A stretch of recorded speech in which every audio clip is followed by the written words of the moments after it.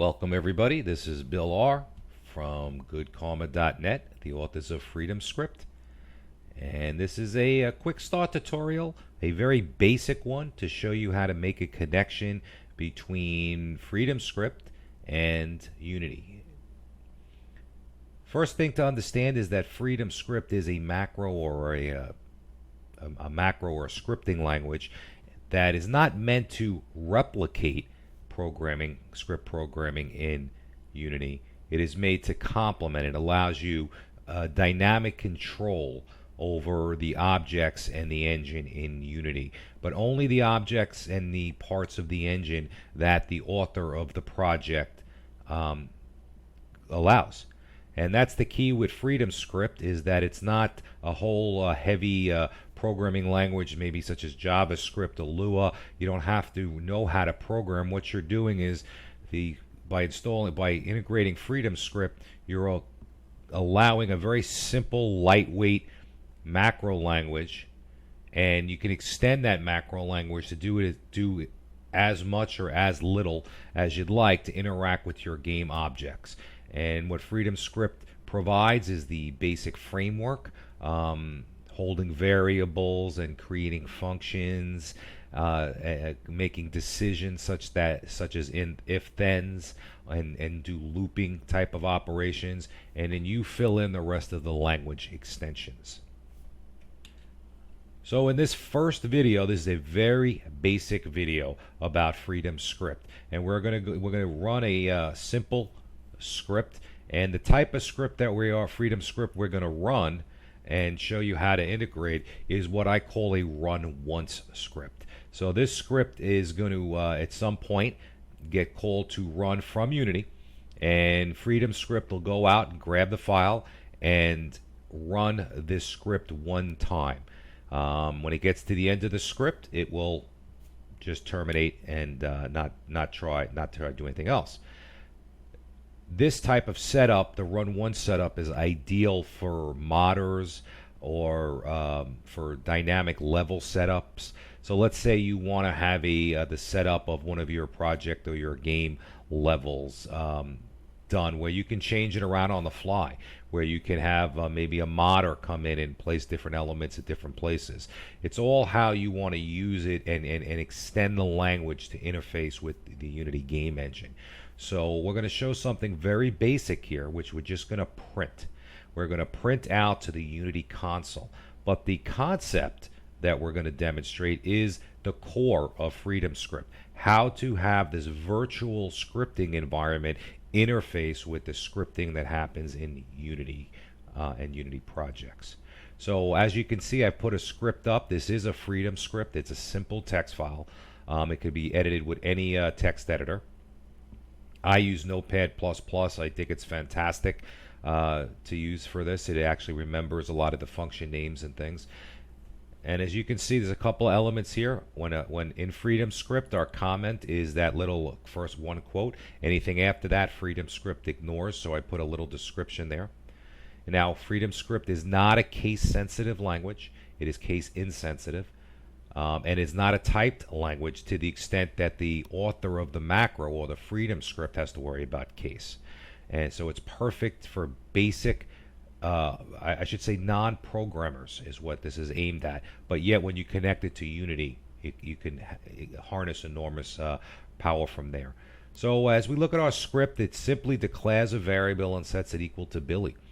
Name is the variable. Notice you don't have to say if it's a string or an integer or anything like that. You just say name. Now that creates a variable equals Billy. It knows from the string that it's a string variable. And then we're going to print. And this is a very basic print statement, but it does show some other functionality. We're printing a literal, which is some words first. We're saying my name is space, and then we're going to tack on using this concentration or concatenate the variable name to the literal string here. So as you might expect, we should see it prints. It should say my name is, and then go get what's ever stored in Billy, what's ever stored in name, get Billy. So my name is Billy. Then you change the variable, so the same variable now, name, we've changed its value to Tom. and we do the same type of thing, so it should print out my name is now Tom with one variable.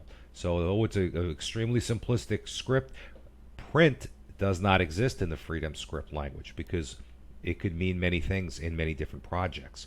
Could mean print something to a GUI, could mean print something to a log file. In our example, we're going to connect the Unity console to print to the Unity console. We're going to connect to, I should say, the Unity console to print to it. So that's our script, and it's real simple and basic, but we're going to kind of start slow for our first video. So the first thing I'd like to do is go over how to set up Unity, a Freedom script in Unity. And you can't really get much easier when you import your asset. You know, this is the setup that you'll see, and then in the Freedom script, a Freedom script demo folder, you'll see these other folders, and there's some different PDFs that describe the language as a README first, then you should. And down in the scripts folder, there's a DLL called interp, I-N-T-E-R-P. That's the interpreter DLL. All you have to do is throw that in a scripts folder. If you throw it in the scripts folder, you've enabled Freedom script in your application now.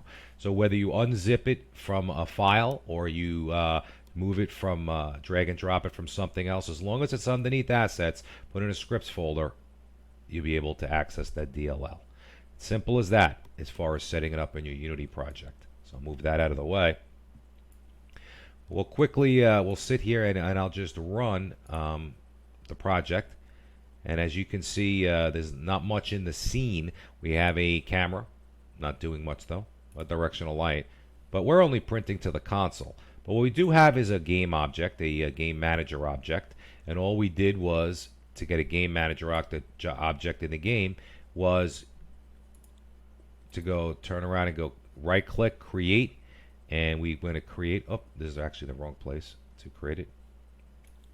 To get in the game is we go up to the menu under game objects and hit create empty. And if I create an empty, it creates an empty game object that's waiting for a name. And I'm just going to delete the one that's here because I have one. But if you click on it, you'll see that it has a simple subroutine script. And that's the script that we'll be working with in our file. So we created an empty game manager just to be able to attach the script, a Unity script to that. And it's simple subroutine. This is a C# script. You can find that if you look. If we move down under our Freedom demo, under Freedom script demo, you'll see simple subroutine. Actually, not that script, I'm sorry. Simple subroutine script. And this is the code that we're going to be working with. It looks like a lot, but it's about 95% comments. Like I said, it's a very beginner video. So we'll quickly start to run through this. If you go to your game manager on the script, and if those of you that don't know how to attach a script, you'd click on the game object, take the script, and drag it on top of that object, and that will attach it.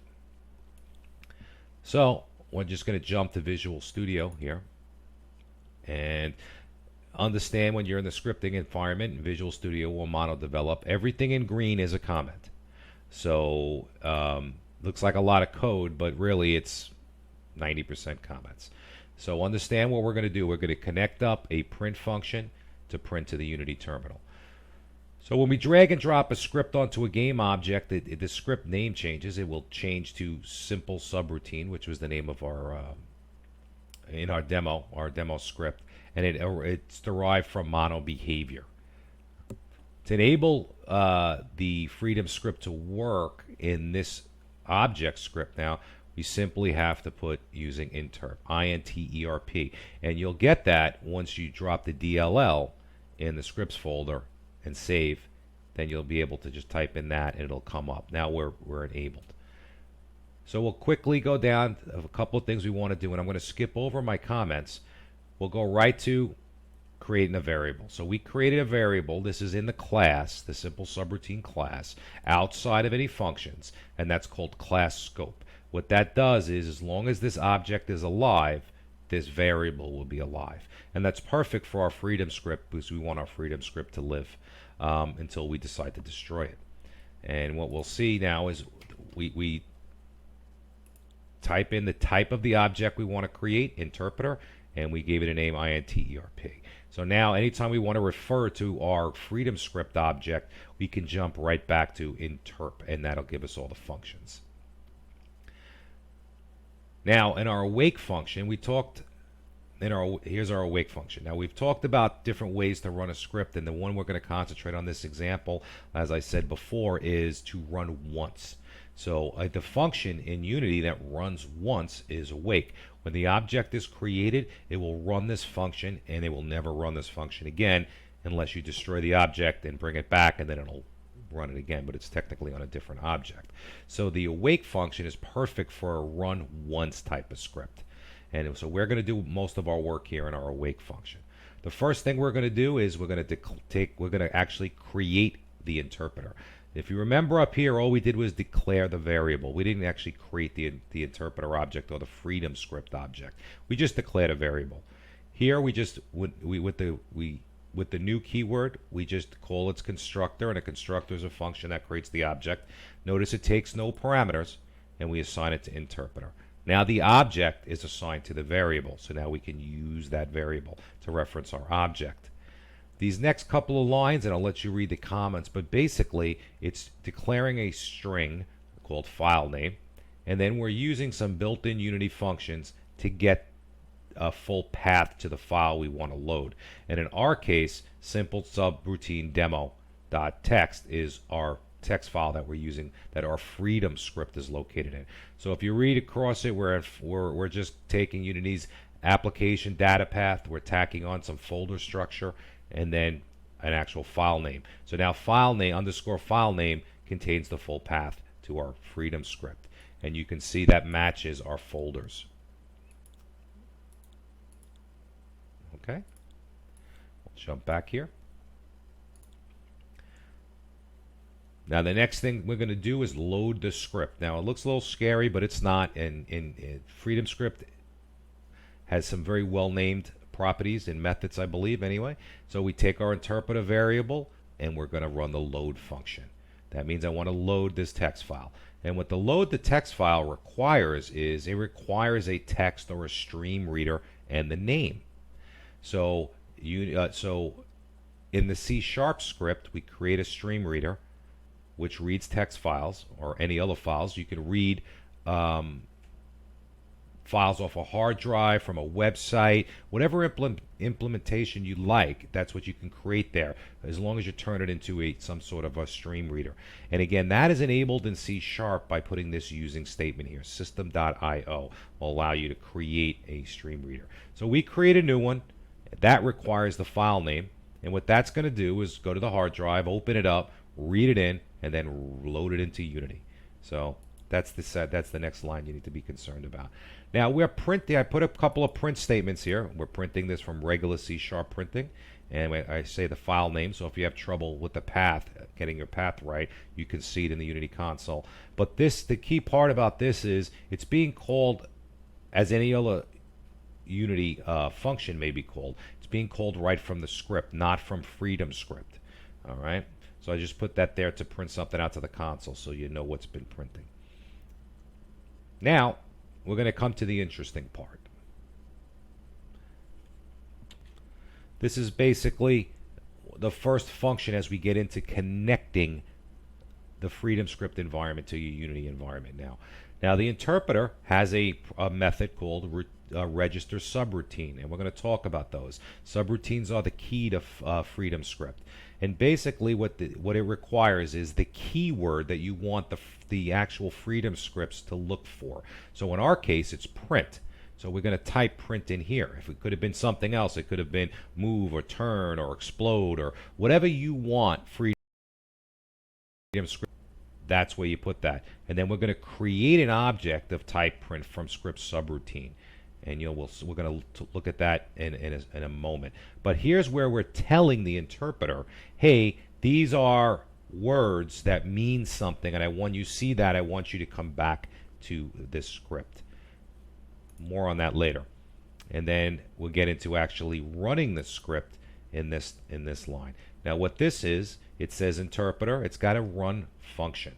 and we're going to run it. And now there's different ways to run the script. We use an enumerator. It's step by step, and then dot, and you're going to come up with no, or step over, or step in. In our case, we want the entire script to run before it comes back, because we're going to print some stuff and then we're just going to end it. So we're going to say step by step no, and then I print something out to the console just to let you know you've run it. And then just to show you a little I guess extension of this project is I just used the same interpreter. I loaded the file again and I ran it again to show you that you don't have to just, you can run multiple files, or I should say multiple Freedom scripts within the same script. You can run one, change it out, run another one. You don't have to create a whole setup for each one.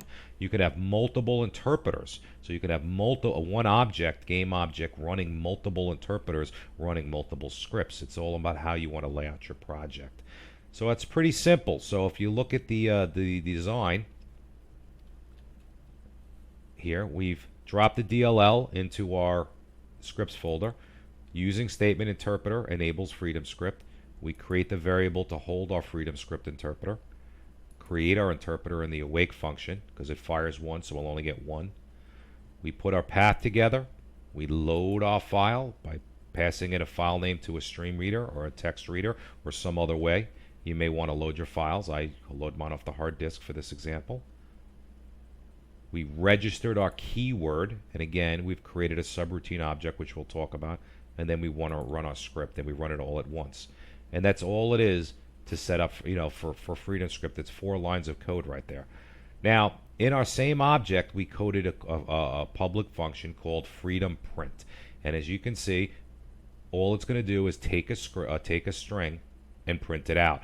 This print inside of Unity scripting, or C# scripting, is the same as these printing. But what we're going to do is call this function from our subroutine. Whenever we see our print in Freedom script, pass it in when we want to print, and that's where that work will get done right in there. So we've designated that.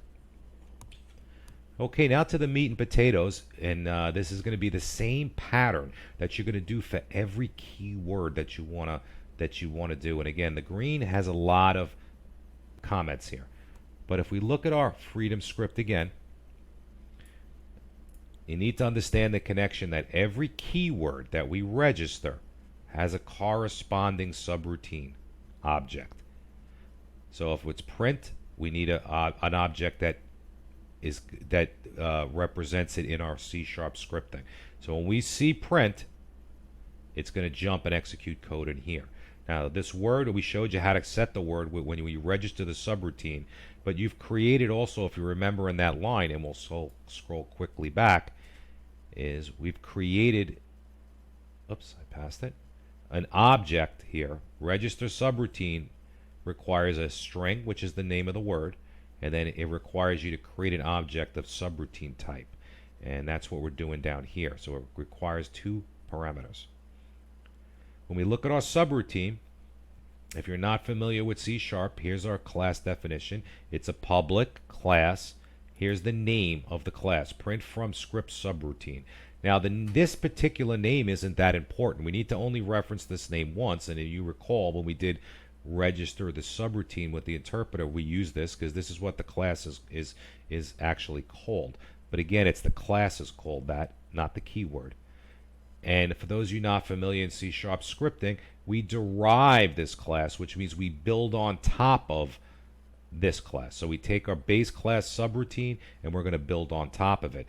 Now Freedom script provides this for you. So all you have to do is go : subroutine. Now this class will build from this class. It's the same exact procedure that if you look at the top of your script that Unity does. Your base class is mono behavior, and built on top of that is any script that you put in. So our simple subroutine class is built on top of mono behavior. It's the same concept.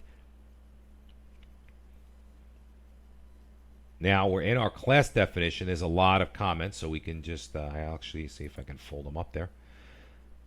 The first thing we do is we create a variable, and it's called simple. It's a simple subroutine variable called the parent. Now, what is a simple subroutine variable? Those of you who do a lot of scripting, That's the name of our script. So we're going to create a variable of the type of this script that we're actually running in a simple subroutine script. And what that allows us to do is store a reference back to the script that created us. Because if we can get back to the script that created us, we can call functions and access Unity methods that script would access. So that's a key concept and a key design pattern. So we're set up a variable to hold our parent. It's underscore parent. So it's a type simple subroutine. Then the next thing we'll see is in the constructor. Now, a constructor is a function. It has no return type. It says public and print from. This is the class name. Print from script subroutine. That's our class name. That's how the compiler knows it's a constructor. They match. And we're passing it in a variable of type simple subroutine. Simple subroutine is the object of the object type of our script, and that's the parent. So when we create the object, we're going to pass it in a reference to the parent, and then of course, as you can see down here, we're going to just take that and store it in the variable that we're going to hold. There's one other element here worth noting is the num parameters. Basically, the subroutine has this block of code needs to know how many parameters are going to get passed from the freedom script call to, in our case, print. So if we look at our script, print takes one parameter. It takes a string. And now this string we've allowed our freedom script to put together, but it takes one, it's going to come out and reduce down to one string. So we could actually have gone like this, and it would just print, it would just print the one string, my name is Billy. Now, we don't want that. I wanted to show some more functionality, but understanding we're expecting one parameter. Now, this variable, as you noticed, wasn't declared anywhere. So where did it come from? Well, when you derive or build upon a class, the base class, some variables are set so they'll show through if you do that. Number of parameters is one of those variables. It exists in the subroutine class. And when you derive a class from it, you get that variable. So you don't have to do anything. It's a freebie, if you will. As we scroll down into our code, this is the meat and potatoes. This is a lot of code and it looks scary, but again, it's all comments. Simply put, it's a function called execute. All right, and we'll pull it apart here. It's public, and now there's a keyword called override. Now, if you're not familiar with C#, what override does is it works on classes that are derived from other classes. And when you use the word override, it says C# run this instead of the one that's defined in the base class. So what we're doing here by saying override, we're saying I know I derived this function. I know I derived this class from subroutine, but I don't want you to run subroutine's functions. I want you to run this one, the one that I'm typing out or creating here, in its place. It has the same name and it has the same signature, which means the same variables. And as a matter of fact, this subroutine class holds an execute function, but it's what they call as virtual, meaning you have to override it because it doesn't do anything. You have to put the implementation of the execute code into the class. That's what you want the function from the freedom script environment to do. So I hope that was clear. Value. So this is our return type. Now we didn't get into how we do variables in freedom script, but every variable, when you pass them back and forth between the freedom script environment and the Unity C# environment, gets wrapped up in a wrapper, and that's called a variable a value object. Now when you're in freedom script, as you remember, by looking at this, you don't have to worry. So the author of the script, or if it's a third-party modder, they don't have to worry about any of this. They're just using variables and strings as you would normally use them. But when they come into Unity, they're going to get wrapped up in this value object, and we're going to show you. It's a very simple object. It's got a couple of helper properties, very simple to deal with. But we need to return one back. That's what the return value of a function is. So we're returning a value object back. And then on these two items, and I'm only going to go over this one, we're getting passed for free. When this gets called, we're going to get passed an array of value objects, and they represent the parameters that were passed in from the script. So in the case of our script here, we had one parameter passed in, and we did set that, if you remember, in our code up here, one parameter. That's the string you want to print. If we had 2 or 3 or 4 parameters, they would all be stored as value objects in sequential order, the way you wrote it in your script. So we know that we're only taking one parameter. It's a string. So being that it's an array, it's a zero-based array, which means it starts at 0 and goes 1, 2, 3, and then onward.